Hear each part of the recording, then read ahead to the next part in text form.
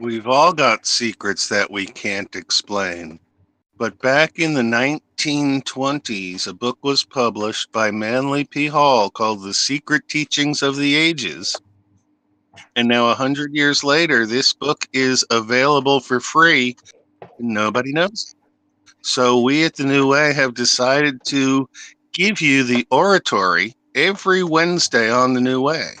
So since this is the New Way and life says today is Tuesday, the New Way has decided to shift the orders in the week. And since we're in the void strong, today is Wednesday, tomorrow is Tuesday, and we're going to do the reading today, right, Mel? We are indeed. And thank you very much for having me on again. I really enjoy doing this. So, for all the listeners, as Lenny said, we are reading today, or I am reading today, from Manley Hall's The Secret Teachings of All the Ages. This text can be found for free on a website called sacredtext.com. The sacred and the text are separated by a hyphen. And today we're on part 7 of reading this book, and I'm going to be starting on a chapter called The Sun, a Universal Deity. Now, I know I have read a little bit of this before, but it's been a few weeks, and so I'm just going to start at the beginning of the chapter. I'm also going to be sending Reiki to all those who wish to receive it while they're listening to this, whether they're listening to it live or at a later date on one of the YouTube channels that will feature this. One of those YouTube channels is Disintegral, and one of the others which will feature it when I finally get it up on it is Amber's Place. So if you wish to receive the Reiki, all you need to do is relax, visualize Reiki energy, that's energy from above and below, coming into your body with a healing and balancing intent, or for whatever intent you wish to receive it for. So without any further ado, I will begin the chapter. The Sun, a Universal Deity. The adoration of the sun was one of the earliest and most natural forms of religious expression. Complex modern theologies are merely involvements and amplifications of this simple Aboriginal belief. The primitive mind, recognizing the beneficent power of the solar orb, adored it as the proxy of the supreme deity. Concerning the origin of sun worship, Albert Pike makes the following concise statement in his Morals and Dogmas. To them, Aboriginal peoples, he, the sun, was the innate fire of bodies, the fire of nature. Author of life, heat, and ignition, he was to them the efficient cause of all generation. For without him there was no movement, no existence, no form. He was to them immense, indivisible, imperishable, and everywhere present. It was their need of light and of his creative energy that was felt by all men. And nothing was more fearful to them than his absence. His beneficent influences caused his identification with the principle of good, and the Brahma of the Hindus, and Mithras of the Persians, and Athom, Amun, Phtha, that's spelt Phtha, and Osiris of the Egyptians, the Bel of the Chaldeans, the Adonai of the Phoenicians, the Adonis and Apollo of the Greeks, became but personifications of the sun, the regenerating principle, image of that fecundity which perpetuates and rejuvenates the world's existence. Among all the nations of antiquity, altars, mounds, and temples were dedicated to the worship of the orb of day. The ruins of these sacred places yet remain, notable among them being the pyramids of Yucatan and Egypt, the snake mounds of the American Indians, the ziggurats of Babylon and Chaldea, the round towers of Ireland, and the massive rings of uncut stone in Britain and Normandy. The Tower of Babel, which, according to the scriptures, was built so that man might reach up to God, was probably an astronomical observatory. Many early priests and prophets, both pagan and Christian, were versed in astronomy and astrology. Their writings are best understood when read in the light of these ancient sciences. With the growth of man's knowledge of the constitution and periodicity of the heavenly bodies, astronomical principles and terminology were introduced into his religious systems. The tutelary gods were given planetary thrones, the celestial bodies being named after the deities assigned to them. The fixed stars were divided into constellations, and through these constellations wandered the sun and its planets, the latter with their accompanying satellites. The Solar Trinity. The sun, as supreme among the celestial bodies visible to the astronomers of antiquity, was assigned to the highest of the gods and became symbolic of the supreme authority of the Creator himself. From a deep philosophic consideration of the powers and principles of the sun has come the concept of the Trinity as it is understood in the world today. The tenet of a triune divinity is not peculiar to Christian or Mosaic theology, but forms a conspicuous part of the dogma of the greatest religions of both ancient and modern times. The Persians, Hindus, Babylonians, and Egyptians had their trinities. In every instance, these represented the threefold form of one supreme intelligence. In modern Masonry, the deity is symbolized by an equilateral triangle, its three sides representing the primary manifestations of the Eternal One, who is himself represented as a tiny flame, called by the Hebrews Yod. Jacob Boehme, the Teutonic mystic, calls the Trinity the three witnesses, by means of which the invisible is made known to the visible, tangible universe. The origin of a Trinity is obvious to anyone who will observe the daily manifestations of the sun. This orb, being the symbol of all light, has three distinct phases: rising, midday, and setting. The philosophers therefore divided the life of all things into three distinct parts: growth, maturity, and decay. Between the twilight of dawn and the twilight of evening is the high noon of resplendent glory. God the Father, the creator of the world, is symbolized by the dawn. His color is blue, because the sun rising in the morning is veiled in blue mist. God the Son, the illuminating one, sent to bear witness of his Father before all the worlds, is the celestial globe at noonday, radiant and magnificent, the maned Lion of Judah, the golden-haired Saviour of the world. Yellow is his colour, and his power is without end.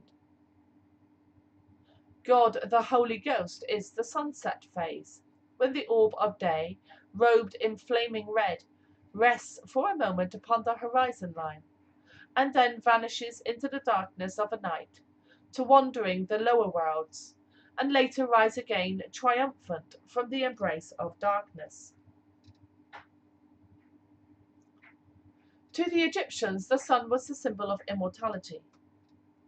For, while it died each night, it rose again with each ensuing dawn. Not only has the sun this diurnal activity, but it also has its annual pilgrimage, during which time it passes successively through the 12 celestial houses of the heavens, remaining in each for 30 days. Added to these, it has a third path of travel, which is called the precession of the equinoxes, in which it retrogrades around the zodiac through the 12 signs at the rate of 1 degree every 72 years. Concerning the annual passage of the sun through the 12 houses of the heavens, Robert Hewitt Brown, 32 degree Mason, makes the following statement. The sun, as he pursued his way among these living creatures of the zodiac, was said, in allegorical language, either to assume the nature of, or to triumph over, the sign he entered. The sun thus became a bull in Taurus, and was worshipped as such by the Egyptians under the name of Apis, and by the Assyrians as Baal, or Bull. In Leo, the sun became a lion slayer, Hercules, and an archer in Sagittarius. In Pisces, the fishes, he was a fish Dagon, or Vishnu, the fish god of the Philistines and Hindus. A careful analysis of the religious systems of pagandom uncovers much evidence of the fact that its priests served the solar energy, and that their supreme deity was in every case this divine light personified. Godfrey Higgins, after 30 years of inquiry into the origin of religious beliefs, is of the opinion that all the gods of antiquity resolved themselves into the solar fire, sometimes itself as God, or sometimes an emblem or a Shekinah of that higher principle, known by the name of the creative being or God. The Egyptian priests in many of their ceremonies wore the skins of lions, which were symbols of the solar orb, owing to the fact that the sun is exalted, dignified, and most fortunately placed in the constellation of Leo, which he rules and which was at one time the keystone of the celestial arc. Again, Hercules is the solar deity, for as this mighty hunter performed his 12 labours, so the sun, in traversing the 12 houses of the zodiacal band, performs during his pilgrimage 12 essential and benevolent labours for the human race and for nature in general. Hercules, like the Egyptian priests, wore the skin of a lion for a girdle.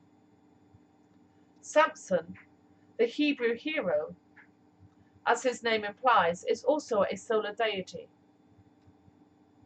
His fight with the Nubian lion, his battles with the Philistines, who represent the powers of darkness, and his memorable feat of carrying off the gates of Gaza, all refer to aspects of solar activity. Many of the ancient peoples had more than one solar deity. In fact, all of the gods and goddesses were supposed to partake, in part at least, of the sun's effulgence. The golden ornaments used by the priestcraft of the various world religions are again a subtle reference to the solar energy, as are also the crowns of kings. In ancient times, crowns had a number of points extended outward like the rays of the sun. But modern conventionalism has, in many cases, either removed the points or else bent them inward, gathered them together, and placed an orb or cross upon the point where they meet. Many of the ancient prophets, philosophers, and dignitaries carried a sceptre, the upper end of which bore a representation of the solar globe, surrounded by emanating rays. All of the kingdoms of earth were but copies of the kingdoms of heaven, and the kingdoms of heaven were best symbolized by the solar kingdom, in which the sun was the supreme ruler, the planets his privy council, and all nature the subjects of his empire. Many deities have been associated with the sun. The Greeks believed that Apollo, Bacchus, Dionysus, Sabazius, Hercules, Jason, Ulysses, Zeus, Uranus, and Vulcan partook of either the visible or invisible attributes of the sun. The Norwegians regarded Balder the Beautiful as the solar deity, and Odin is often connected with the celestial orb, especially because of his one eye. Among the Egyptians, Osiris, Ra, Anubis, Hermes, and even the mysterious Ammon himself had points of resemblance with the solar disk. Isis was the mother of the sun, and even Typhon, the destroyer, was supposed to be a form of solar energy. The Egyptian sun myth finally centered around the person of a mysterious deity called Serapis. The two Central American deities, Tezcatlipoca and Quetzalcoatl, while often associated with the winds, were also undoubtedly solar gods. Before I go on, I'm just going to spell those two for the listeners. So Tezcatlipoca is spelled Tezcatlipoca,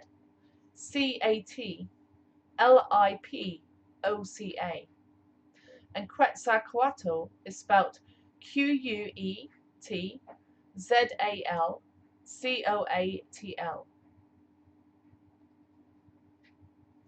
In Masonry, the sun has many symbols.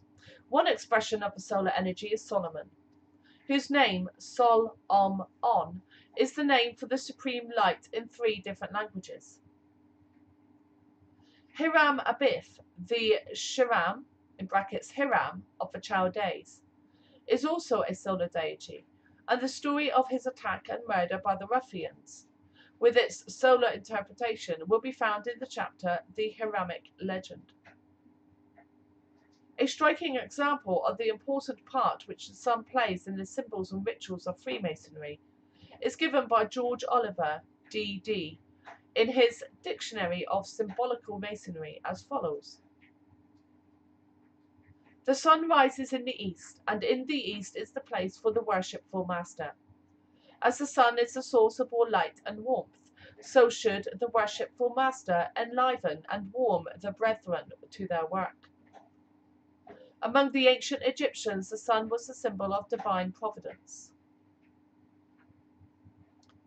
The hierophants of the mysteries were adorned with many insignia emblematic of solar power. The sunburst of gilt embroidery on the back of the vestments of the Catholic priesthood signified that the priest is also an emissary and representative of Sol Invictus.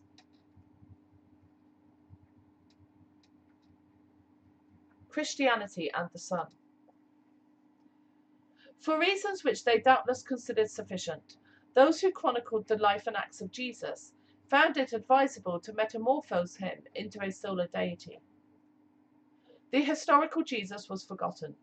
Nearly all the salient incidents recorded in the 4 Gospels have their correlations in the movements, phases, or functions of the heavenly bodies. Among other allegories borrowed by Christianity from pagan antiquity is the story of the beautiful blue-eyed sun god, with his golden hair falling upon his shoulders, robed from head to foot in spotless white, and carrying in his arms the Lamb of God, symbolic of the vernal equinox. This handsome youth is a composite of Apollo, Osiris, Orpheus, Mithras, and Bacchus, for he has certain characteristics in common with each of these pagan deities. The philosophers of Greece and Egypt divided the life of the sun during the year into 4 parts. Therefore, they symbolized the solar man by 4 different figures. When he was born in the winter solstice, the sun god was symbolized as a dependent infant, who in some mysterious manner had managed to escape the powers of darkness seeking to destroy him, while he was still in the cradle of winter. The sun, being weak at this season of the year, had no golden rays, or locks of hair, but the survival of the light through the darkness of winter was symbolized by one tiny hair, which alone adorned the head of the celestial child.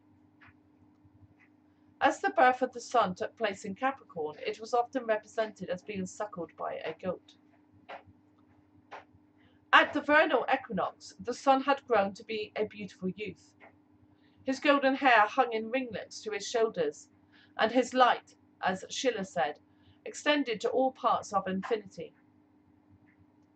At the summer solstice, the sun became a strong man, heavily bearded, who, in the prime of maturity, symbolise the fact that nature at this period of the year is strongest and most fecund. At the autumnal equinox, the sun was pictured as an aged man, shuffling along with bended back and whitened locks into the oblivion of winter darkness. Thus, 12 months were assigned to the sun as the length of its life. During this period, it circled the 12 signs of the zodiac in a magnificent triumphal march. When fall came, it entered, like Samson, into the house of Delilah, or Virgo, where its rays were cut off and it lost its strength. In Masonry, the cruel winter months are symbolized by 3 murderers who sought to destroy the God of light and truth. The coming of the sun was hailed with joy. The time of its departure was viewed as a period to be set aside for sorrow and unhappiness. This glorious, radiant orb of day, the true light, which lighteth every man who cometh into the world, the supreme benefactor, who raised all things from the dead, who fed the hungry multitudes, who stilled the tempest, who after dying rose again and restored all things to life, this supreme spirit of humanitarianism and philanthropy is known to Christendom as Christ, the Redeemer of worlds, the only begotten of the Father, the Word made flesh, and the hope of glory. Okay, I think that's a good place to take a break. Does anyone have anything they would like to say? Yeah, I find it interesting to have a conversation of the sun and realize that every different religion or culture in the history of the earth has worshipped the sun in some way. And the characters in the histories are just allegories for the deities. Yes, it's very interesting. Personally, like everything, I take everything I read as their perspective, the author's perspective, because there are so many different authors that look at things very differently, especially since this book was written. There is so much more information and archaeological information that we have now. So I would advise people to listen to it and take the information in, but also to look at other things as well, other authors and more recent discoveries, and to form a cohesive picture of the different perspectives of antiquity. Manley Hall was a known 33rd degree Mason of the time, and he was a popular figure in the subcult of American history. And so being able to look at his version of truth from a perspective is just one of those truths that have been buried from the first half of the last century. And I would say it's no different than if we were looking up several other people who lived at that time, who were members of secret orders. But the knowledge base that they were working with 100 years ago was vastly different than the knowledge base we're working with now. And at that time, they couldn't just plug in a lamp to get electricity to read, or drive across town to pick up a movie to entertain themselves. 1920 was the beginning of cars, the beginning of phones and electricity, even though it was something that was there, wasn't wired into households for individual use. So the setting of the culture that he describes is quite a bit different. But I'm sort of surprised because as the book bills itself, the secret teachings of all ages, I'm finding that a lot of this stuff he's talking about, I know of already. Yes, absolutely. Me too. There was much in the beginning of the book, especially about philosophy, but I didn't know. But this section, definitely. A lot of this I'm familiar with. It wouldn't surprise me if modern day authors are taking this book as the basis for branching off new stories. I really feel that the future is written in the conventional fiction being written now, and that what we're seeing with the Mandela effect is that the future is changing the past such that we can get to the desired future that we seek, as opposed to the implemented future that was set for us from the history of the ages. Absolutely. I find it interesting how man has always had this fascination with the heavens. I'm not of the belief that man is necessarily the most intelligent organism on the planet. I think that there are other organisms which may be different in terms of their intelligence, but are definitely as intelligent as we are on the planet. And although man's very different, I wonder why man is so fascinated with the heavens. Now, this could just be natural because of our type of intelligence, or perhaps there is some truth to the tales of the visits from other dimensional beings, the Anunnaki, for example, and others. Perhaps there is some truth to that as to why we've always looked to the heavens for inspiration and guidance. And are animals When as subject to astrological influences as humans are? Does I anybody? have I have a theory that intelligence is intelligence no matter where it is, and that every creature thinks with a human brain, and that every creature is totally intelligent in self-awareness and what's going on, but doesn't cross over into different species very often. And that human scale is a variable that gets expressed on different scales because humans are these critters that have opposable thumbs. And opposable thumbs make it so much easier to work in this world than the animals have without. But I also wanted to relate a story about when I got to Ashland, Oregon for my metaphysical experience in 2007. One of the first things I ended up in was a constellation. And the constellation was a group of people brought together to act sort of a stage play. And I was assigned the role, the sun and the moon. And so during this stage play, my role was to hold up my arms and walk around in a big circle around everything, rotating while the center of action took place in the middle. I still think that constellation is working on me in order to bring me into this new age, which is a new way of looking at things, which is going to require us to give up some of the old ways of looking at things. So it should be very advantageous for us to continue understanding where Manley Hall was coming from, but also questioning if his information is correct, because there's a lot of reasons for the Masons to feed wrong information to the bulk of the populace. Yes, definitely. I have quite a different theory on the development of the soul, but I think we'll leave that to another show because it could go on for a bit, that discussion. Has anyone Okay. else got anything they would like to say or comment before I continue? Or do you, Lenny? No, I'm good. Okay. Let's go back to Manley P. Hall.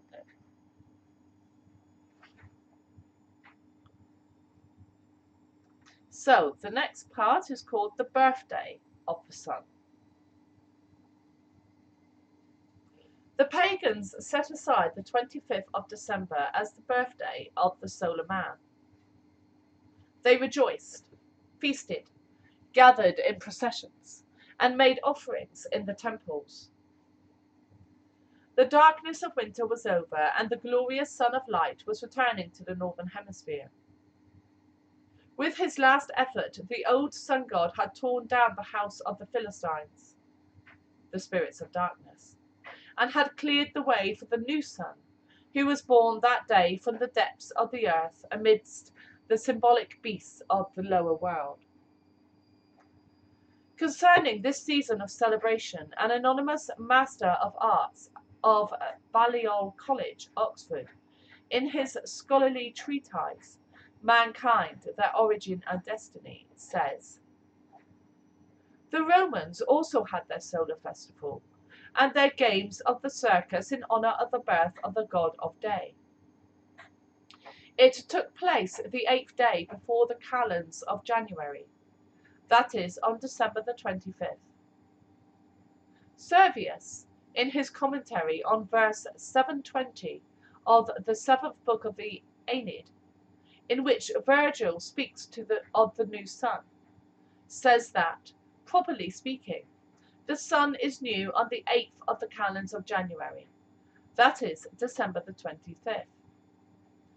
In the time of Leo I, some of the fathers of the church said that what rendered the festival of Christmas venerable was less the birth of Jesus Christ than the return and, as they expressed it, the new birth of the sun. It was on the same day that the birth of the invincible sun was celebrated at Rome, as can be seen in the Roman calendars, published in the reign of Constantine and of Julian. This epithet, Invictus, is the same as the Persians gave to this same god, whom they worshipped by the name of Mithra, and whom they caused to be born in a grotto, just as he is represented as being born in a stable, under the name of Christ by the Christians.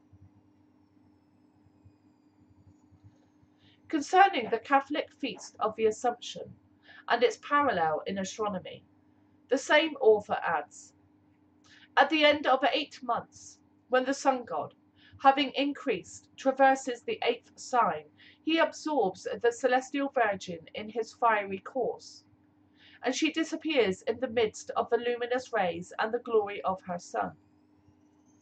This phenomenon, which takes place every year about the middle of August, gave rise to a festival which still exists, and in which it is supposed that the Mother of Christ, laying aside her earthly life, is associated with the glory of her Son, and is placed at his side in the heavens.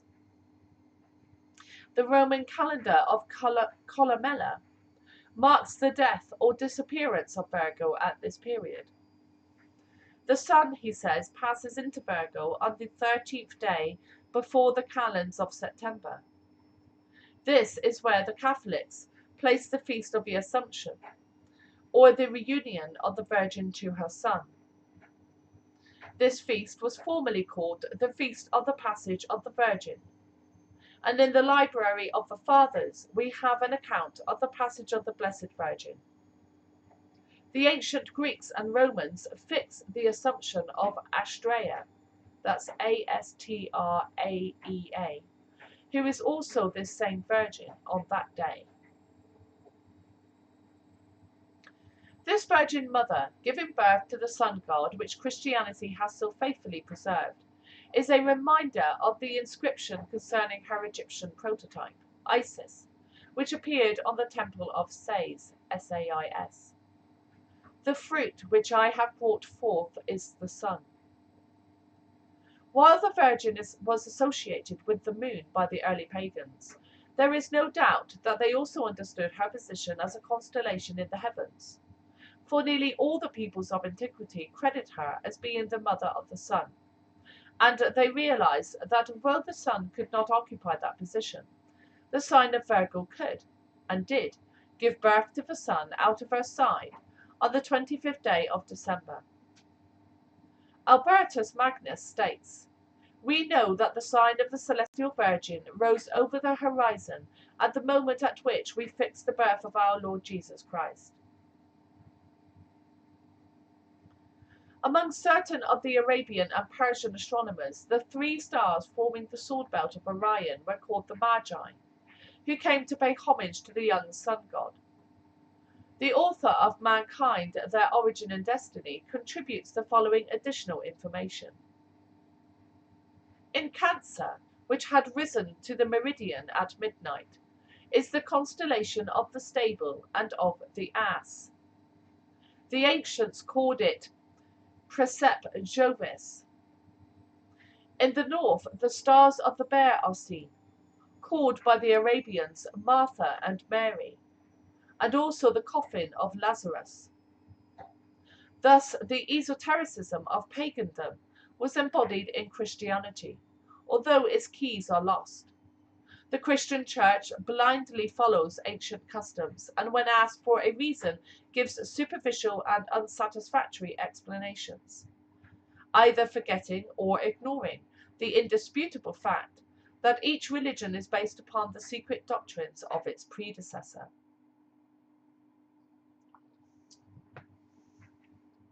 The Three Suns. The solar orb, like the nature of man, was divided by the ancient sages into three separate bodies. According to the mystics, there are three suns in each solar system, analogous to the three centers of life in each individual constitution. These are called three lights: the spiritual sun, the intellectual or solar, that's S-O-U-L-A-R, sun, and the material sun, now symbolized in Freemasonry by three candles. The spiritual sun manifests the power of God the Father. The solar sun radiates the life of God the Son. And the material sun is the vehicle of manifestation for God the Holy Spirit. Man's nature was divided by the mystics into three distinct parts: spirit, soul, and body. His physical body was unfolded and vitalized by the material sun. His spiritual nature was illuminated by the spiritual sun, and his intellectual nature was redeemed by the true light of grace, the solar sun. The alignment of these three globes in the heavens was one explanation offered for the peculiar fact that the orbits of the planets are not circular, but elliptical. The pagan priests always considered the solar sun, that's S-O-L-A-R, as a grand man, and drew their analogy of these three centers of activity from the three main centers of life in the human body: the brain, the heart, and the generative system. The Transfiguration of Jesus describes three tabernacles, the largest being in the center, the heart, and a smaller one on either side, the brain and the generative system. It is possible that the philosophical hypothesis of the existence of the three suns is based upon a peculiar natural phenomenon which has occurred many times in history. In the 51st year after Christ, three suns were seen at once in the sky, and also in the 66th year. In the 69th year, two suns were seen together. According to William Lilly, between the years 1156 and 1648, 20 similar occurrences were recorded. Recognizing the sun as the supreme benefactor of the material world, Hermeticists believed that there was a spiritual sun which ministered to the needs of the invisible and divine part of nature, human and universal. About this subject, the great Paracelsus wrote, "There is an earthly sun, which is the cause of all heat, and all who are able to see may see the sun, and those who are blind and cannot see him may feel his heat. There is an eternal sun, which is the source of all wisdom, and those whose spiritual senses have awakened to life will see that sun and be conscious of his existence.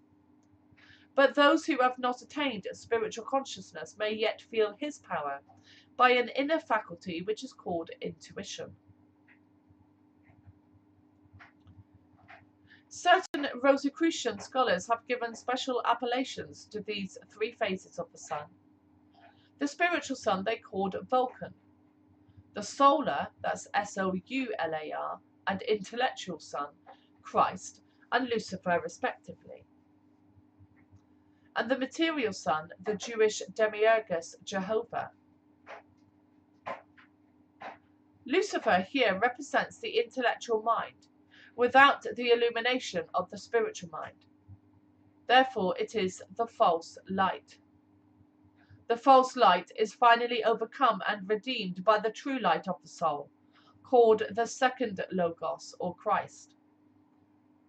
The secret processes by which the Luciferian intellect is transmuted into the Christly intellect constitute one of the greatest secrets of alchemy, and are symbolized by the process of transmuting base metals into gold. In the rare treatise, The Secret Symbols of the Rosicrucians, Franz Hartmann defines the sun alchemically as the symbol of wisdom, the center of power or heart of things. The sun is a center of energy and a storehouse of power. Each living being contains within itself a center of life, which may grow to be a sun. In the heart of the regenerated, the divine power, stimulated by the light of the Logos, grows into a sun which illuminates his mind. In a note, the same author amplifies his description by adding, the terrestrial sun is the image or reflection of the invisible celestial sun. The former is in the realm of spirit, what the latter is in the realm of matter, but the latter receives its power from the former. In the majority of cases, the religions of antiquity agree that the material, visible sun was a reflector rather than a source of power. The sun was sometimes represented as a shield carried on the arm of the sun god, as, for example, Frey, the Scandinavian solar deity. This sun reflected the light of the universal spiritual sun, which was the true source of life, light, and truth. The physical nature of the universe is receptive. It is a realm of effects. The invisible causes of these effects belong to the spiritual world. Hence, the spiritual world is the sphere of causation. The material world is the sphere of effects, while the intellectual, or soul, world is the sphere of mediation. Thus Christ, the personified higher intellect and soul nature, is called the mediator, who, by virtue of his position and power, says, "No man cometh to the Father but by me." What the sun is to the solar system, the spirit is to the bodies of man, for his natures, organs, and functions are as planets surrounding the central life, or sun, and living upon its emanations. The solar power in man is divided into three parts, which are termed the threefold human spirit of man. All three of these spiritual natures are said to be radiant and transcendent. United, they form the divinity in man.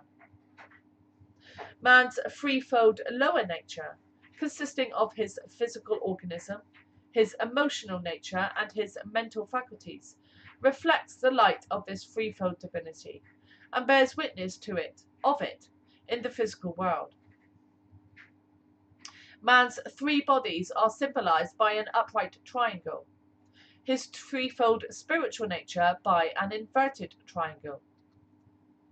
These two triangles, when united in the form of a six-pointed star, were called by the Jews the Star of David, the Signet of Solomon, and are more commonly known today as the Star of Zion. These triangles symbolize the spiritual and material universes linked together in the constitution of the human creature, who partakes of both nature and divinity.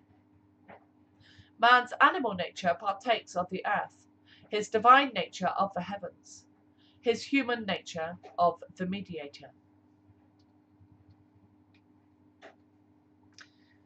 The celestial inhabitants of the sun. The Rosicrucians and the Illuminati, describing the angels, archangels, and other celestial creatures, declared that they resembled small suns, being centers of radiant energy surrounded by streamers of Vrilic, that's V-R-I-L-I-C, force.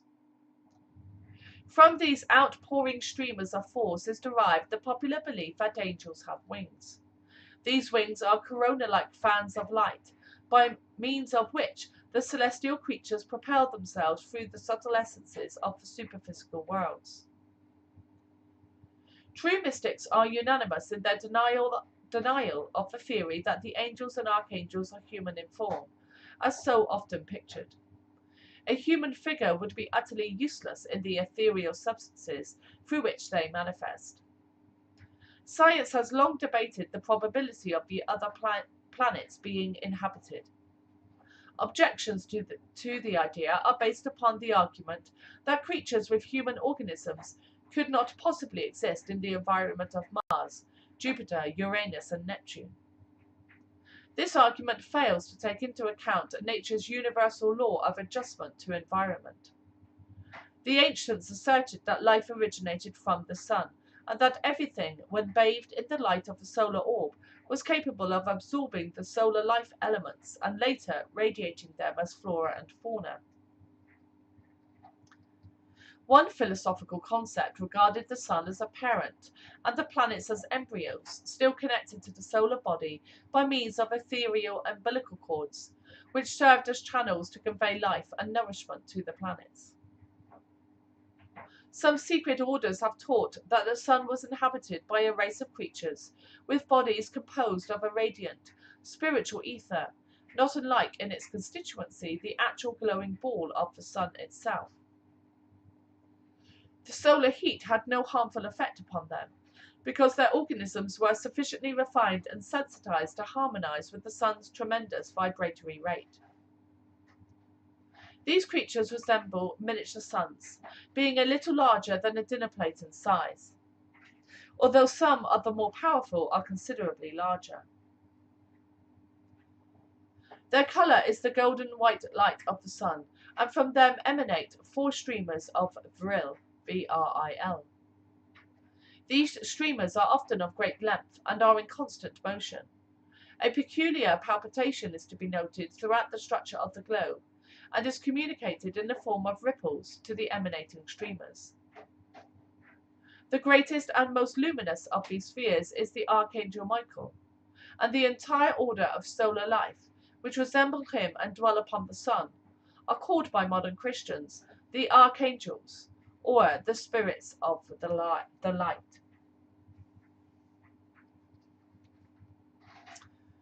The sun in alchemical symbology.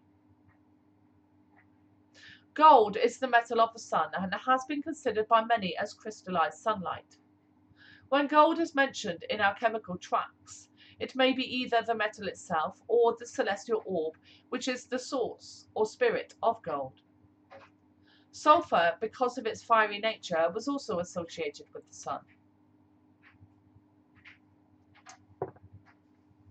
As gold was the symbol of spirit and the base metals represented man's lower nature, certain alchemists were called miners and were pictured with picks and shovels, digging into the earth in search of the precious metal, those finer traits of character buried in the earthiness of materiality and ignorance.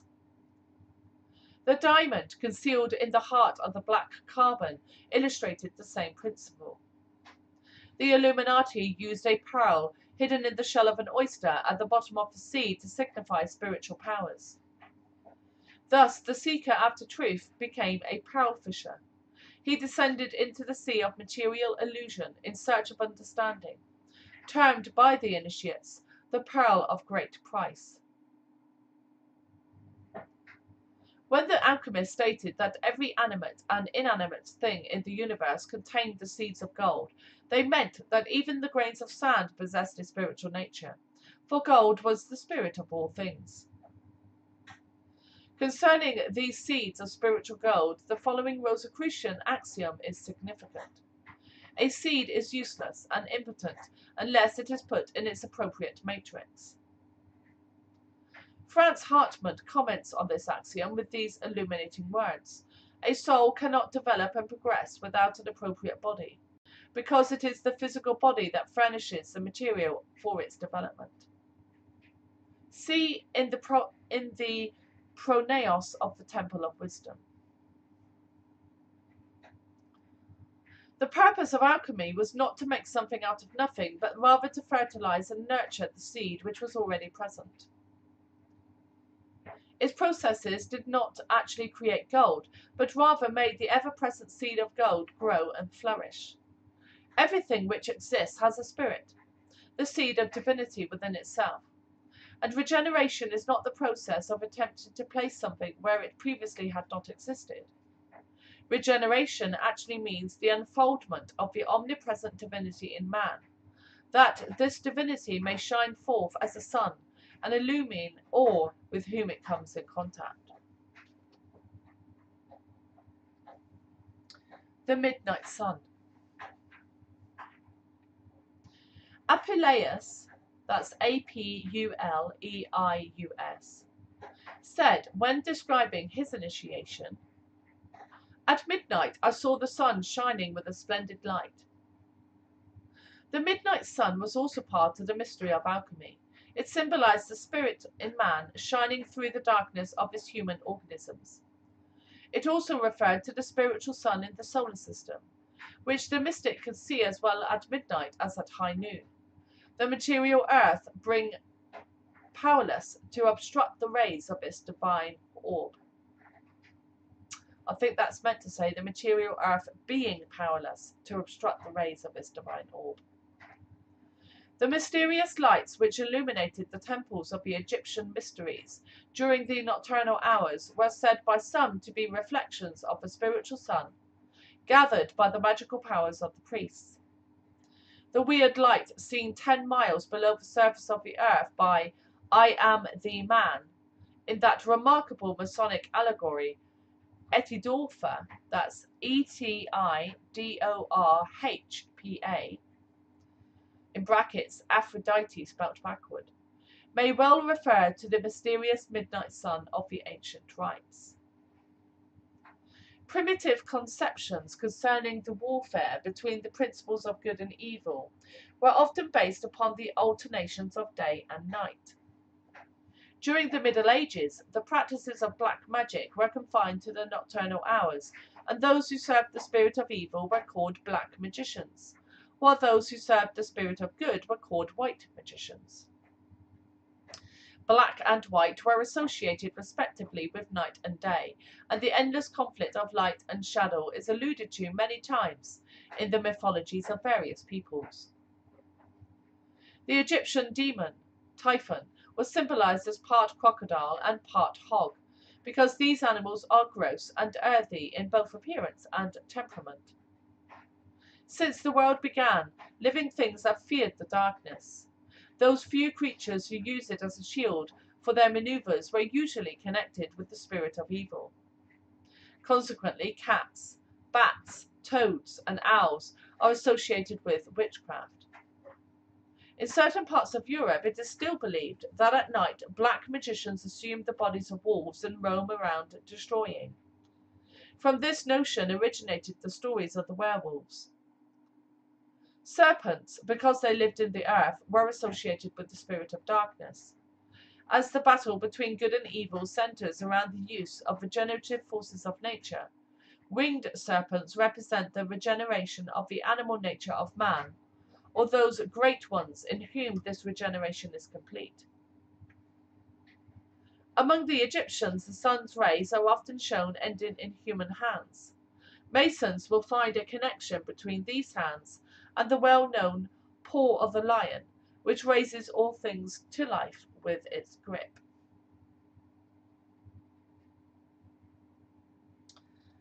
Solar colours.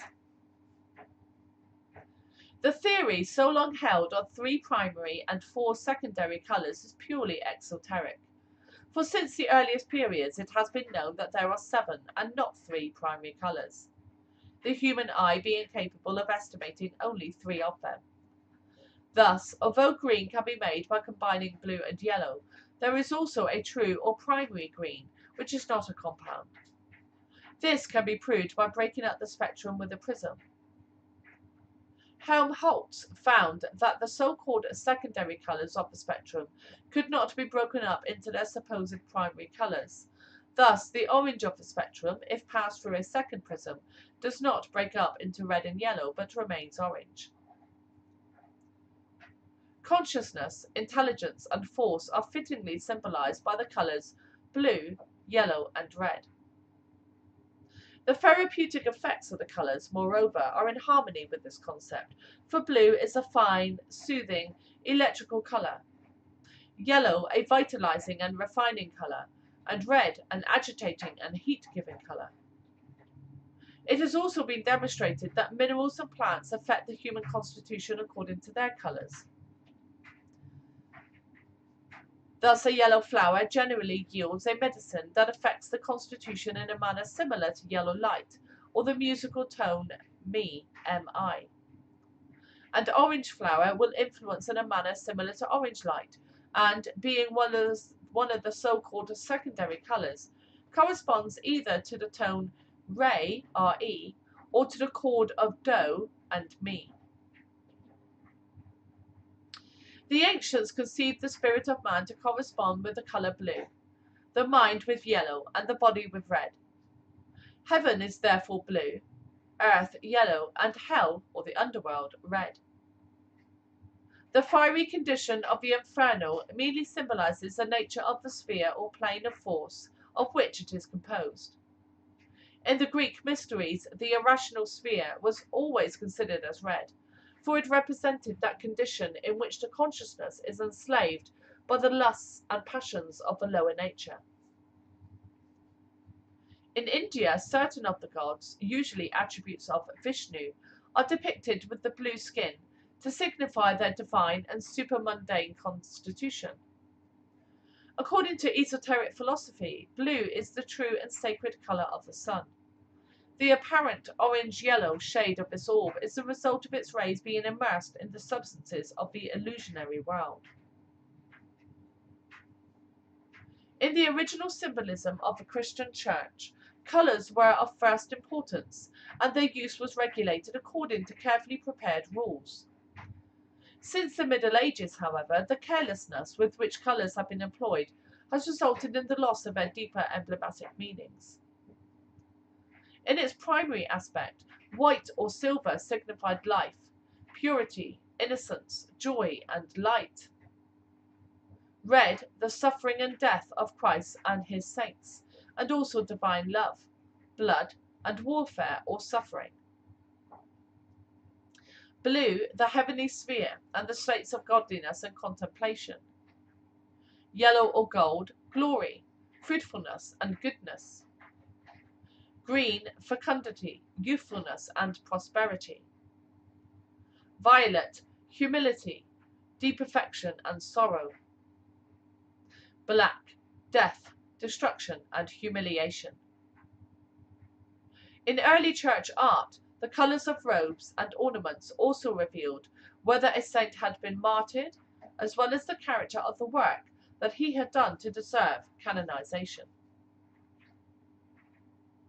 In addition to the colours of the spectrum, there are a vast number of vibratory colour waves, some too low and others too high to be registered by the human optical apparatus.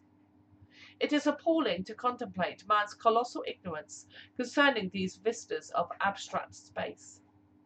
As in the past man explored unknown continents, so in the future, armed with curious implements fashioned for the purpose, he will explore these little-known fastnesses of light, colour, sound, and consciousness. Okay, the next chapter is called The Zodiac and Its Signs, so I think that's a good time to take a short break and for commentary. Okay, while we're commenting, let me remind all the listeners that this is the new way on Steempunk Radio, which you're listening to on your TuneIn app. I'm Dr. Lenny Thyme. Mel from Amber's Place is reading The Secret Teachings of All Ages by Manley P. Hall. And we decided in the chat room that Manley P. Hall is deliberately hiding Tartaria.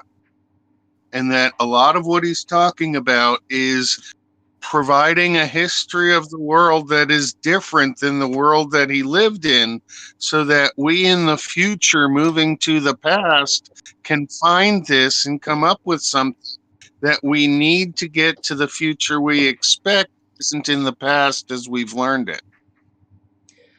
I think that could very well be so. I must admit, I find there's a lot of truth in this for myself. For example, it was mentioning about the pearls of wisdom, which brought to mind Well, so much comes to mind when I'm reading this, and but yesterday I was given two pearls by a family member, still in their oyster shells, sealed in hermetically sealed plastic. But as soon as I held those oysters, I could feel energy coming off them.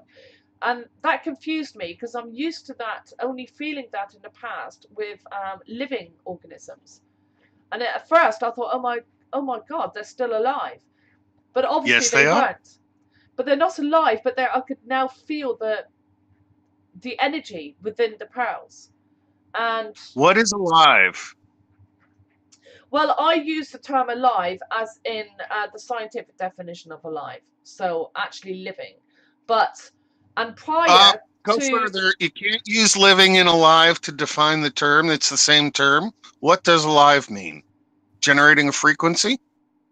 no, I'm using the term alive or being alive or living as something that performs cellular respiration, for example. Okay, Okay. that's a fair definition. Yeah. Cellular respiration. So anything less than cellular level can't be alive? With the definition that I am currently using to explain this, yes. But that doesn't mean that I would agree with that if I used a different definition of living or alive. So using the definition of cellular respiration, what I'm saying is that prior to recently, I could only feel that with things that were alive, that were performing cellular respiration. Whereas it surprised me that yesterday I felt it, just like I do now with crystals, on something that isn't. So it's just a change. So is it a change that your detection is getting better and it's always been there? Or something has changed and now you're getting a sense of something there that previously wasn't? No, I think it's me that's changed. Because Okay. I've always heard that people, for example, feel things from crystals, and I was never able to do that until very recently. So it's my detection, it's my affinity to reading energy, which has somehow changed over the last year or so, I would say. Yeah, I've noticed that crystals have an affinity for me, and that I will end up with crystals that people have had for a while because they've been gifted to me for some reason. I don't necessarily seek them, but I have an altar where they are mainly present. And lately, I've been using my altar to put the crystals in the presence of turkey tail mushrooms. And I'm allowing various different turkey tail mushrooms that I've collected in my walks outside to coexist with my crystals. In fact, it reminds me, I picked up a new one yesterday that needs to go on the shelf. But the idea of the different turkey tail mushrooms and the crystals talking to each other is that I want to train these crystals in a healing modality that enables them to talk to funguses. And my theory is that fungus is alive, but on a completely different time frame where it's very, very old, but it occurs in a world that lasts a very short time. So if the world only lasts a short period of time and the fungus is very old, it doesn't mean that the fungus is old in our terms of our world, but it certainly does mean that our world has been situated here for quite a while for the fungus to get where it is. And I chose turkey tails because they seem to be abundant on a lot of different types of wood, no matter what the season is. They don't retract and hide away. Once they come out, they're all over the place and they weather rather well and they put on size rather fast. So if they are old creatures on a brand new world, maybe we can figure out our time constants based on these mushrooms. Oh, hi, Karen. Hey, I just wanted to comment. want to thank Mel for reading as always. And my comment is basically that the one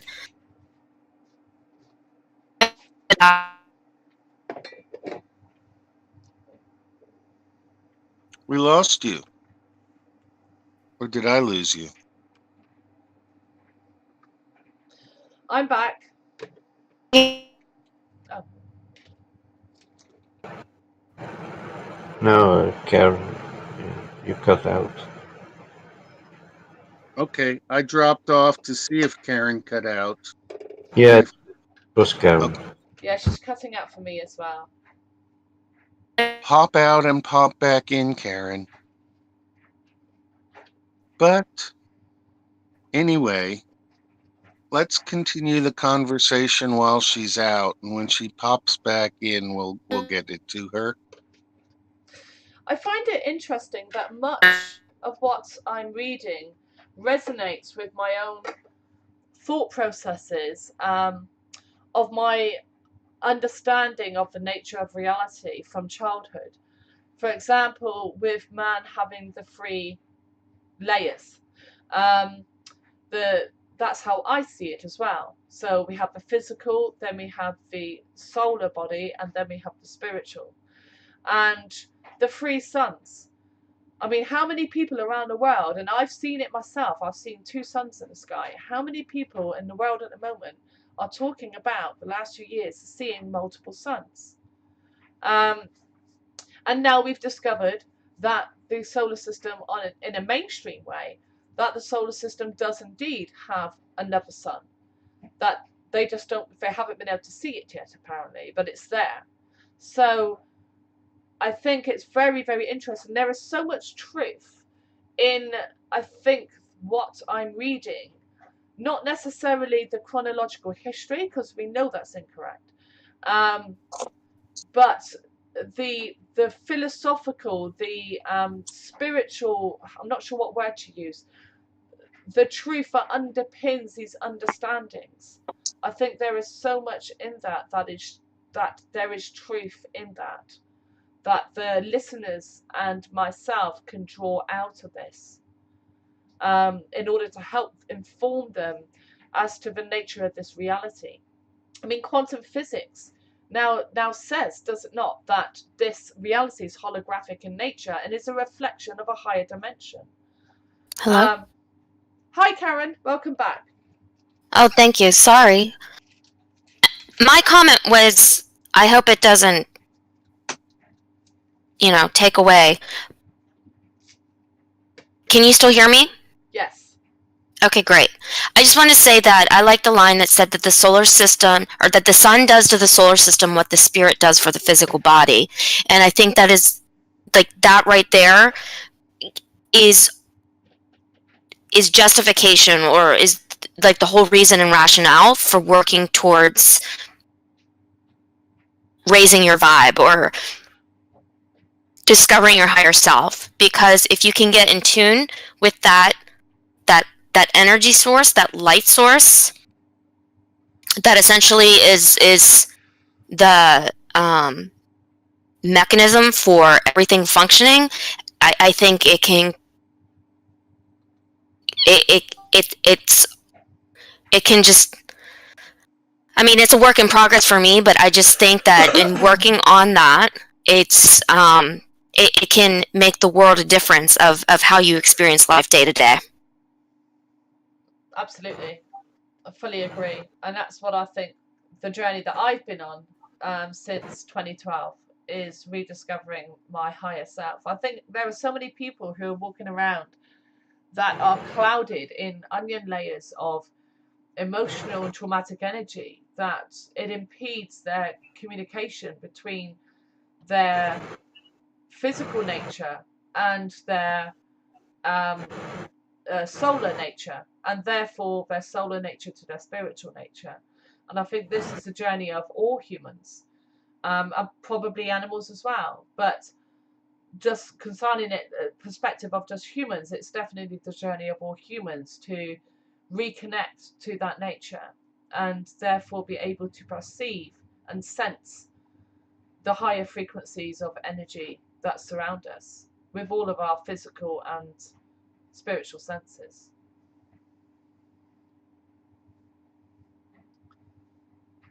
It's interesting, but I think that the allegories that are used for three suns and the fact that we're just coming to grips with the reality of two suns tells me that the functions of scale that are going on have a different definition of a sun than we're using in this reality. And I'm starting to see the relationship between the sun and the calendars, and how making the calendars totally antagonistic to human scale has kept everybody off balance. And that working with the way the calendar is as a basis set for everything starts us in a field of chaos. That's a hard starting condition to be in.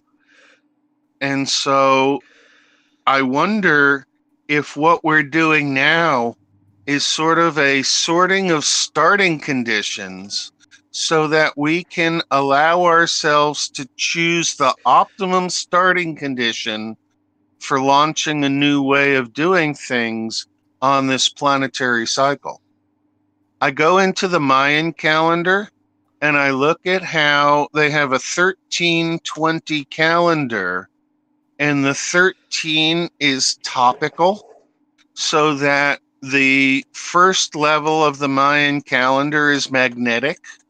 The second level is lunar. The third level is electric. The fourth level is self-actuating. The fifth level is overtone. Sixth level is rhythmic. Seventh level is resonant. The eighth level is galactic. The ninth level is solar.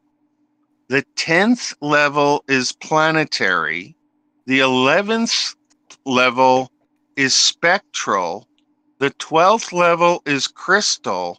And the 13th level is cosmic.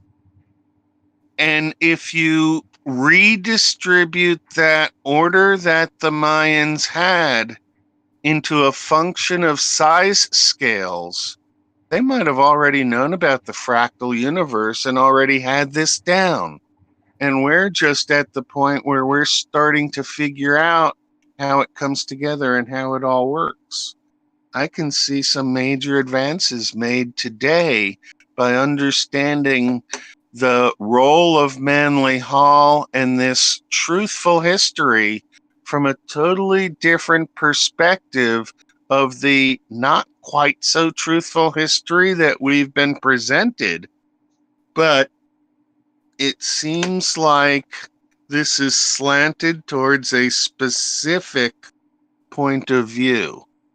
And I don't necessarily share the perspective of the base of knowledge from where Manley Hall is coming from, but I'd love to have somebody figure out if Manley Hall and Aleister Crowley were contemporaries and hung out together, or were contemporaries and didn't hang out and didn't like each other, or were contemporaries and each on a different path saying similar things.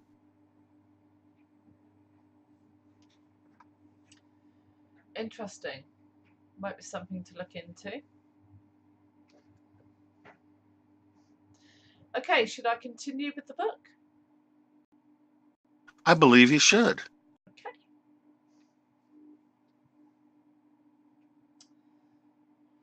So we are now starting the chapter, The Zodiac and its Signs.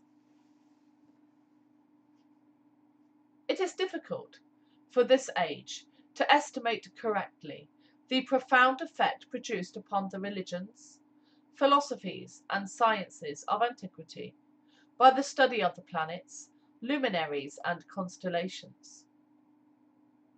Not without adequate reason were the Magi of Persia called the Stargazers. The Egyptians were honoured with a special appellation because of their proficiency in computing the power and motion of the heavenly bodies and their effect upon the destinies of nations and individuals. Ruins of primitive astronomical observatories have been discovered in all parts of the world, although in many cases modern archaeologists are unaware of the true purpose for which these structures were erected. While the telescope was unknown to ancient astronomers, they made many remarkable calculations with instruments cut from blocks of granite or pounded from sheets of brass and copper.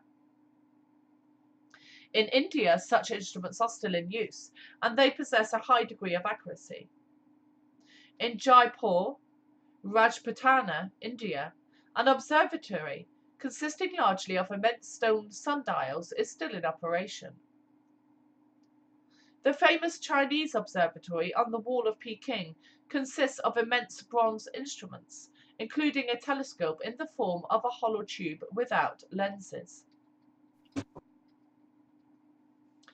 The pagans looked upon the stars as living things, capable of influencing the destinies of individuals, nations, and races. That the early Jewish patriarchs believed that the celestial bodies participated in the affairs of men is evident to any student of biblical literature, as, for example, in the book of Judges. They fought from heaven. Even the stars in their courses fought against Sisera. That's Sisera. The Chaldeans, Phoenicians, Egyptians, Persians, Hindus, and Chinese all had zodiacs that were much alike in general character, and different authorities have credited each of these nations with being the cradle of astrology and astronomy. The Central and North American Indians also had an understanding of the zodiac, but the patterns and numbers of the signs differed in many details from those of the Eastern Hemisphere.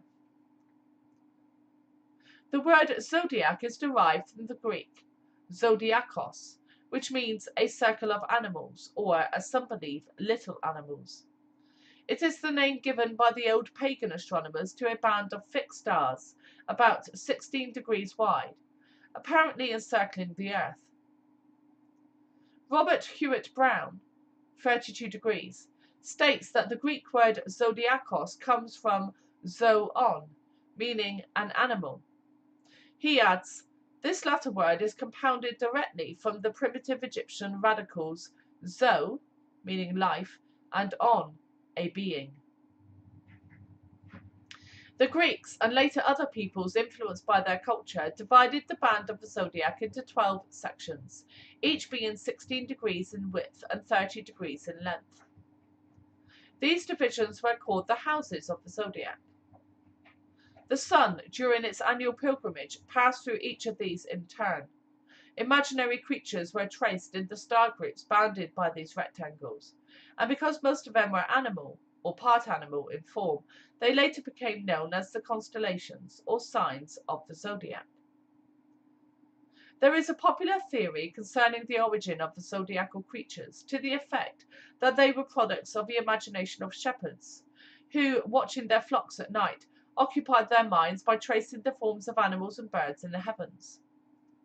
This theory is untenable, unless the shepherds be regarded as the shepherd priests of antiquity. It is unlikely that the zodiacal signs were derived from the star groups which they now represent. It is far more probable that the creatures assigned to the 12 houses are symbolic of the qualities and intensity of the sun's power while it occupies different parts of the zodiacal belt. On this subject, Richard Payne Knight writes, the emblematical meaning, which certain animals were employed to signify, was only some particular property generalized, and therefore might easily be invented or discovered by the natural operation of the mind. But the collection of stars, named after certain animals, have no resemblance whatever to those animals, which are therefore merely signs of convention adopted to distinguish certain portions of the heavens, which were probably consecrated to those particular personified attributes, which they respectively represented. The reference for that is the symbolical language of ancient art and mythology. Some authorities are of the opinion that the zodiac was originally divided into 10 instead of 12 houses, or solar mansions. In early times, there were 2 separate standards, one solar and the other lunar, used for the measurement of the months, years, and seasons. The solar year was composed of 10 months of 36 days each, and 5 days sacred to the gods. The lunar year consisted of 13 months of 28 days each, with 1 day left over. The solar zodiac at that time consisted often of houses of 36 degrees each. The first 6 signs of the zodiac of 12 signs were regarded as benevolent, because the sun occupied them while traversing the northern hemisphere. The 6,000 years during which, according to the Persians, Ahura Mazda ruled his universe in harmony and peace were symbolic of these 6 signs.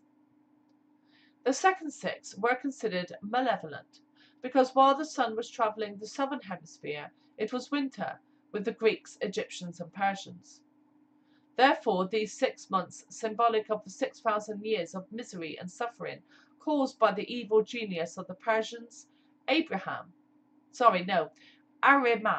as Ahriman, who sought to overthrow the power of Ahura Mazda. Those who hold the opinion that before its revision by the Greeks, the zodiac consisted of only 10 signs, adduce evidence to show that Libra, the scales, was inserted into the zodiac by dividing the constellation of Virgo Scorpio at that time one sign, into 2 parts, thus establishing the balance at the point of equilibrium between the ascending northern and the descending southern signs. The reference for here is The Rosicrucians, Their Rites and Mysteries by Hargrave Jennings. On this subject, Isaac Meyer states, "We think that the zodiacal constellations were first 10 and represented an immense androgenic man or deity. Subsequently, this was changed, resulting in Scorpio and Virgo, and making 11. After this, from Scorpio, Libra, the balance was taken, making the present 12. The reference for that is the Kabbalah. Each year, the sun passes entirely around the zodiac and returns to the point from which it started, the vernal equinox, and each year it falls just a little short of making the complete circle of the heavens in the allotted period of time. As a result, it crosses the equator just a little behind the spot in the zodiacal sign where it crossed the previous year. Each sign of the zodiac consists of 30 degrees, and as the sun loses about 1 degree every 72 years, it regresses through one entire constellation or sign in approximately 2,160 years, and through the entire zodiac in about 25,920 years. Authorities disagree concerning these figures. This retrograde motion is called the precession of the equinoxes. This means that in the course of about 25,920 years, which constitute one great solar or platonic year, each one of the 12 constellations occupies a position at the vernal equinox for nearly 2,160 years, then gives place to the previous sign. Among the ancients, the sun was always symbolized by the figure and nature of the constellation through which it passed at the vernal equinox. For nearly the past 2,000 years, the sun has crossed the equator at the vernal equinox in the constellation of Pisces, the 2 fishes. For the 2,160 years before that, it crossed through the constellation of Aries, the ram. Prior to that, the vernal equinox was in the sign of Taurus, the bull. It is probable that the form of the bull and the bull's proclivities were assigned to this constellation, because the bull was used by the ancients to plough the fields, and the seasons set aside for ploughing and furrowing corresponded to the time at which the sun reached the segment of the heavens named Taurus. Albert Pike describes the reverence which the Persians felt for this sign and the method of astrological symbolism in vogue among them, thus. In Zoroaster's cave of initiation, the sun and planets were represented overhead in gems and gold, as was also the zodiac. The sun appeared emerging from the back of Taurus. In the constellation of the bull are also to be found the seven sisters, the sacred Pleiades, famous to Freemasonry as the seven stars at the upper end of the sacred ladder. In ancient Egypt, it was during this period, when the vernal equinox was in the sign of Taurus, that the bull, Apis, was sacred to the sun god, who was worshipped through the animal equivalent of the celestial sign, which he had impregnated with his presence at the time of its crossing into the northern hemisphere.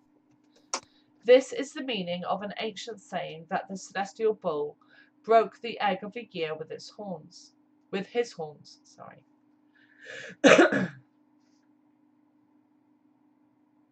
Samson Arnold Mackey, in his Mythological Astronomy of the Ancients Demonstrated, makes note of two very interesting points concerning the bull in Egyptian symbolism. Mr. Mackey is of the opinion that the motion of the earth that we know as the alternation of the poles has resulted in a great change of relative position of the equator and the zodiacal band. He believes that originally the band of the zodiac was at right angles to the equator, with the sign of Cancer opposite the North Pole and the sign of Capricorn opposite the South Pole.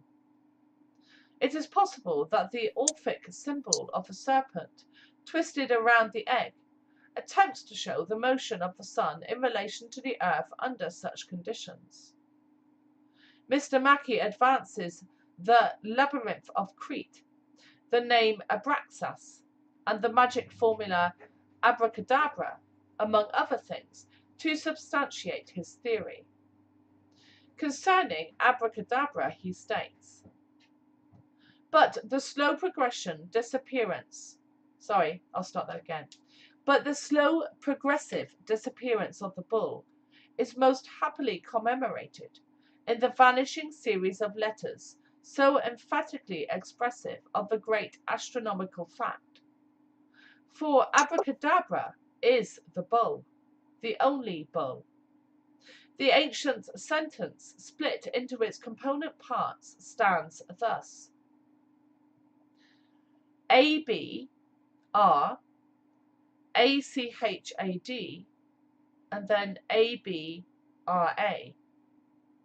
So, i.e., A-B-R, the bull, Akkad, the only, and C, Akkad, is one of the names of the sun, given him in consequence of his shining alone. He is the only star to be seen when he is seen. The remaining Abra makes the whole to be. The bull, the only bull, while the repetition of the name omitting a letter till all is gone is the most simple, yet the most satisfactory method that could have been devised to preserve the memory of the fact, and the name of Serapis, or Serapis, given to the bull at the above ceremony puts it beyond all doubt. This word, abracadabra, disappears in 11 decreasing stages, as in the figure, and what is very remarkable, a body with 3 heads is folded up by a serpent with 11 coils, and placed by Serapis, and the 11 volves, that's V-O-L-V-E-S, of the serpent form a triangle similar to that formed by the 11 diminishing lines of the abracadabra. Nearly every religion of the world shows traces of astrological influence. The Old Testament of the Jews, in writings overshadowed by Egyptian culture, is a mass of astrological and astronomical allegories. Nearly all the mythology of Greece and Rome may be traced in star groups. Some writers are of the opinion that the original 22 letters of the Hebrew alphabet were derived from groups of stars, and that the starry handwriting on the wall of the heavens referred to words spelt out, with fixed stars for consonants, and the planets or luminaries for vowels. These, coming into ever different combinations, spelt words which, when properly read, foretold future events. As the zodiacal band marks the pathway of the sun through the constellations, it results in the phenomena of the seasons. The ancient systems of measuring the year were based upon the equinoxes and the solstices. The year always began with the vernal equinox, celebrated March 21st, with rejoicing to mark the moment when the sun crossed the equator northward up the zodiacal arc.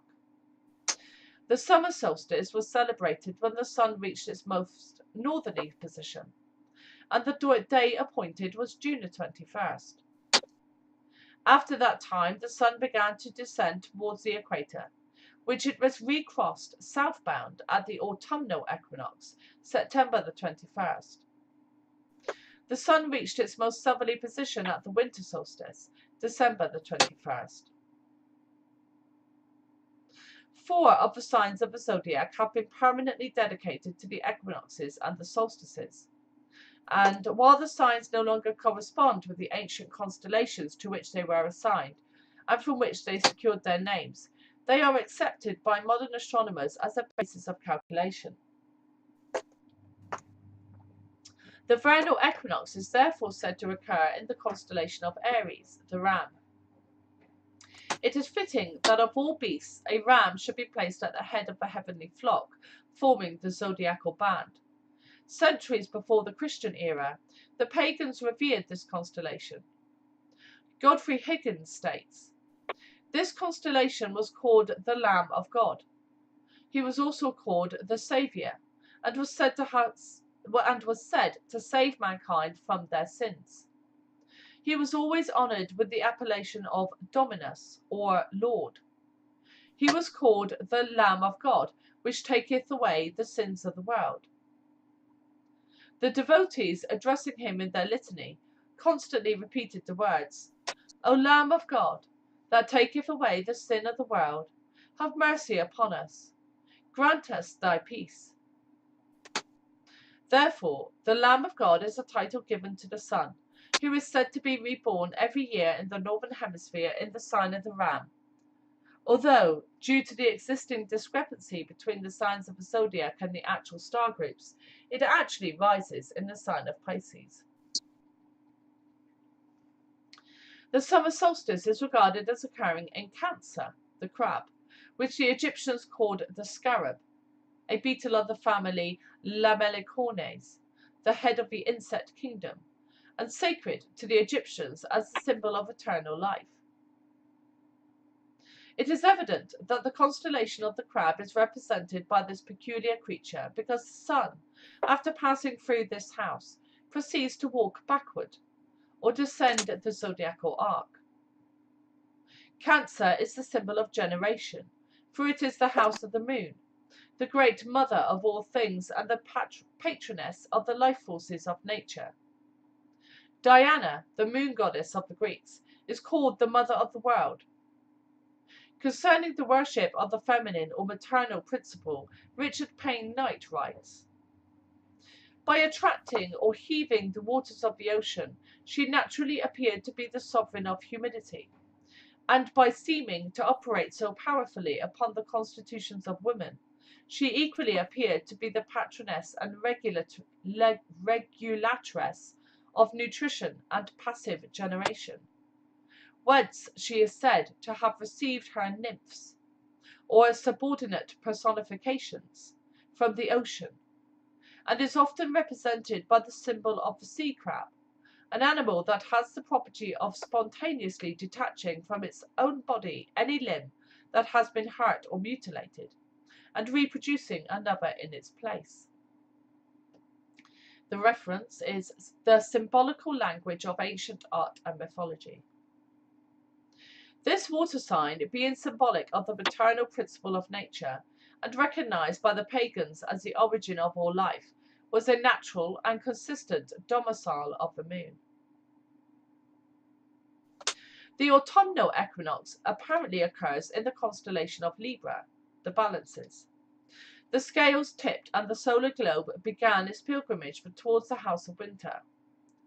The constellation of the scales was placed in the zodiac to symbolize the power of choice, by means of which man may weigh one problem against another. Millions of years ago, when the human race was in the making, man was like the angels, who knew neither good nor evil. He fell into the state of the knowledge of good and evil when the gods gave him the seed for the mental nature.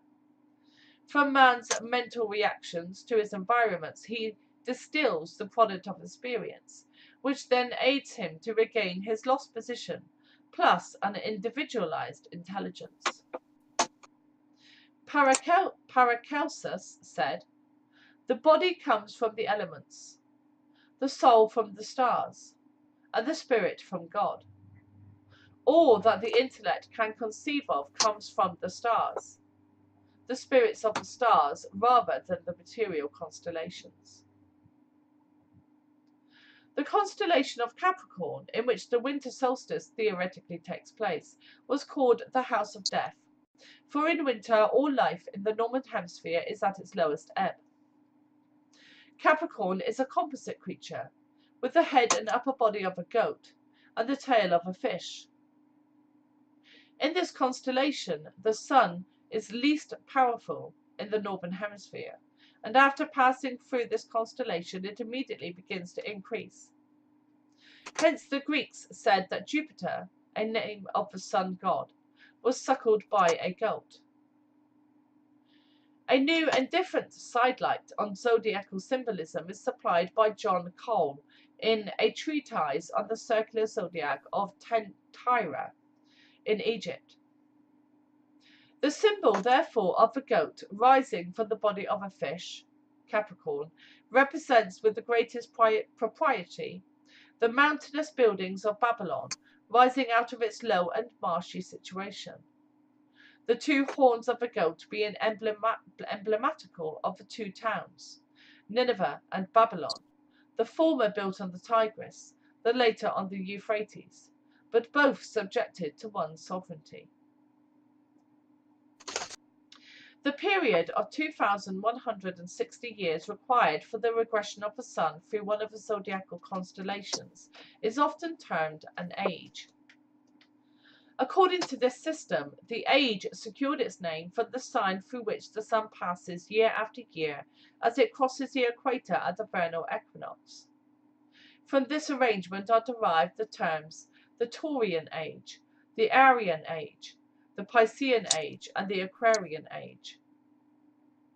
During these periods or ages, religious worship takes the form of the appropriate celestial sign, that which the sun is said to assume as a personality in the same manner that a spirit assumes a body.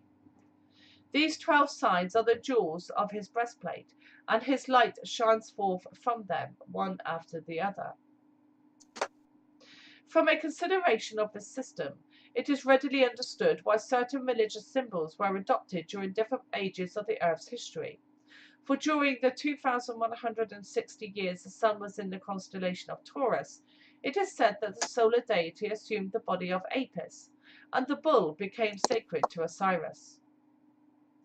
For details concerning the astrological ages as related to biblical symbolism, see The Message of the Stars by Max and Augusta Voss Heindel. During the Aryan age, the lamb was held sacred and the priests were called shepherds. Sheep and goats were sacrificed upon the altars, and a scapegoat was appointed to bear the sins of Israel.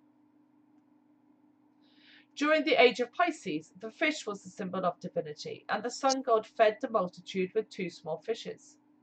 The frontispiece of Inman's ancient faiths shows the goddess Isis with a fish on her head, and the Indian saviour god Krishna, that's Chrisistna,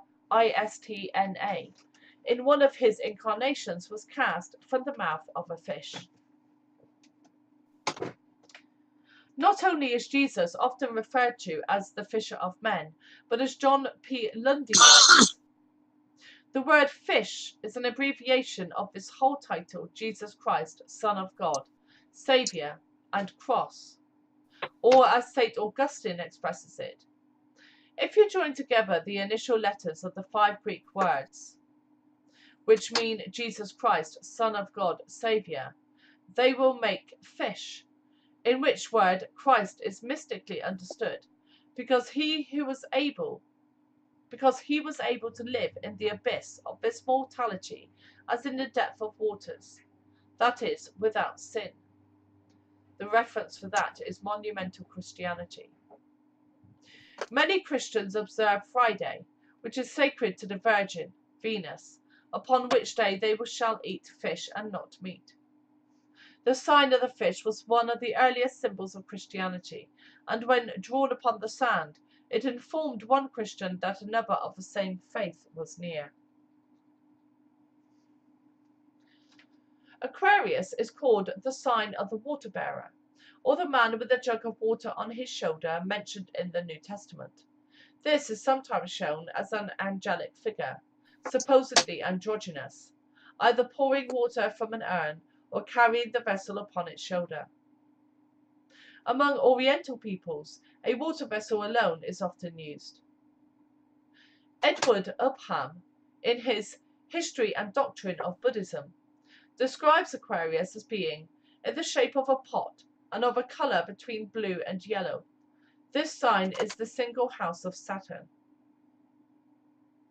When Herschel discovered the planet Uranus, sometimes called by the name of its discoverer, the second half of the sign of Aquarius was allotted to this added member of the planetary family. The water pouring from the urn of Aquarius under the name of the waters of eternal life appears many times in symbolism. So it is with all the signs. Thus, the sun in its path controls whatever form of worship man offers to the supreme deity. There are 2 distinct systems of astrological philosophy. One of them, the Ptolemaic, that's Ptolemaic, is geocentric. The Earth is considered the centre of the solar system, around which the sun, moon, and planets revolve. Astronomically, the geocentric system is incorrect, but for thousands of years it has proved its accuracy when applied to the material nature of earthly things. A careful consideration of the writings of the great occultists and a study of their diagrams reveal the fact that many of them were acquainted with another method of arranging the heavenly bodies. The other system of astrological philosophy is called the heliocentric. This posits the sun in the centre of the solar system, where it naturally belongs, with the planets and their moons revolving about it. The great difficulty, however, with the heliocentric system is that, being comparatively new, there has not been sufficient time to experiment successfully and catalogue the effects of its various aspects and relationships. Geocentric astrology, as its name implies, is confined to the earthy side of nature, while heliocentric astrology may be used to analyse the higher intellectual and spiritual faculties of man. The important point to be remembered is that when the sun was said to be in a certain sign of the zodiac, the ancients really meant that the sun occupied the opposite sign and cast its long rays into the house in which they enthroned it. Therefore, when it is said that the sun is in Taurus, it means, astronomically, that the sun is in the sign opposite to Taurus, which is Scorpio. This resulted in 2 distinct schools of philosophy, one geocentric and exoteric, the other heliocentric and esoteric. While the ignorant multitudes worship the house of the sun's reflection, which in the case described would be the bull, the wise revered the house of the sun's actual dwelling, which would be the scorpion, or the serpent, the symbol of the concealed spiritual mystery. This sign has 3 different symbols. The most common is that of a scorpion, who was called by the ancients the backbiter, being the symbol of deceit and perversions. The second and less common form of the sign is a serpent, often used by the ancients to symbolize wisdom. Probably the rarest form of Scorpio is that of an eagle. The arrangement of the stars of a constellation bears as much resemblance to a flying bird as to a scorpion. Scorpio being the sign of occult initiation, the flying eagle, the king of birds, represents the highest and most spiritual type of Scorpio, in which it transcends the venomous insect of the earth. As Scorpio and Taurus are opposite each other in the zodiac, their symbolism is often closely intermingled. The Honourable E. M. Plunkett, in Ancient Calendars and Constellations, says, "The Scorpion, the constellation Scorpio of the zodiac opposed to Taurus, joins with Mithras in his attack upon the bull, and always the genii of the spring and autumn equinoxes are present in joyous and mournful attitudes." The Egyptians, the Assyrians, and the Babylonians, who knew the sun as a bull, called the zodiac a series of furrows, through which the great celestial ox dragged the plough of the sun. Hence the populace offered up sacrifice and led through the streets magnificent steers, bedecked with flowers and surrounded with priests, dancing girls of the temple, and musicians. The philosophic elect did not participate in these idolatrous ceremonials, but advocated them as most suitable for the types of mind composing the mass of the population. These few possessed a far deeper understanding. As the serpent of Scorpio upon their foreheads, the Uraeus bore witness. The sun is often symbolized with its rays in the form of a shaggy mane. Concerning the Masonic significance of Leo, Robert Hewitt Brown, 32 degrees, has written, "On the 21st of June, when the sun arrives at the summer solstice, the constellation Leo, being but 30 degrees in advance of the sun, appears to be leading the way, and to aid by his powerful paw in lifting the sun up to the summit of the zodiacal arch.